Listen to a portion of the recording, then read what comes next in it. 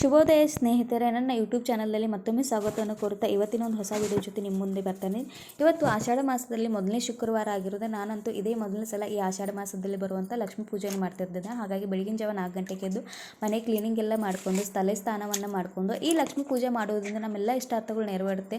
ನಾವೆಲ್ಲರೂ ಮಾಡೋದಕ್ಕೋಸ್ಕರ, ನಮ್ಮ ಕುಟುಂಬಕ್ಕೋಸ್ಕರ. ಹಾಗೆ ಇವತ್ತು ನಾನು ಈ ಪೂಜೆಯನ್ನು ಮಾಡಬೇಕು ಅನ್ನೋ ಒಂದು ವಿಚಾರದಿಂದ ಎಲ್ಲವನ್ನು ಜಲ್ದಿ ಎದ್ದು ಎಲ್ಲವನ್ನು ಕೆಲಸವನ್ನು ಮುಗಿಸ್ಕೊಂಡು ಪ್ರತಿದಿನದಂತೆ ಒಲೆ ಪೂಜೆಯನ್ನು ಮಾಡಿಕೊಂಡು ಲಕ್ಷ್ಮೀ ಮಾತೆಗೆ ನೈವೇದ್ಯಕ್ಕಾಗಿ ಅಥವಾ ಲಕ್ಷ್ಮೀ ಪೂಜೆ ನೈವೇದ್ಯಕ್ಕಾಗಿ ಇವತ್ತು ಸಿಹಿ ಪೊಂಗಲ್ ಮಾಡ್ಕೋಬೇಕು ಅನ್ನೋ ಒಂದು ಉದ್ದೇಶದಿಂದ ಕುಕ್ಕರ್ಗೆ ಬೇಳೆ ಮತ್ತು ಅಕ್ಕಿಯನ್ನು ಹಾಕಿ ಒಂದು ಕಡೆ ಇಟ್ಟು ಮತ್ತೊಂದು ಕಡೆ ಬೆಲ್ಲದ ಪಾಕವನ್ನು ಮಾಡಿಕೊಂಡು ಈ ನೈವೇದ್ಯ ರೆಡಿ ಆಗುವಷ್ಟರಲ್ಲಿ ನಾನು ಲಕ್ಷ್ಮೀ ಪೂಜೆಯನ್ನು ಮಾಡ್ತೀನಿ. ಬನ್ನಿ, ನಿಮಗೂ ಆ ವಿಡಿಯೋನ ಶೇರ್ ಮಾಡ್ತೀನಿ.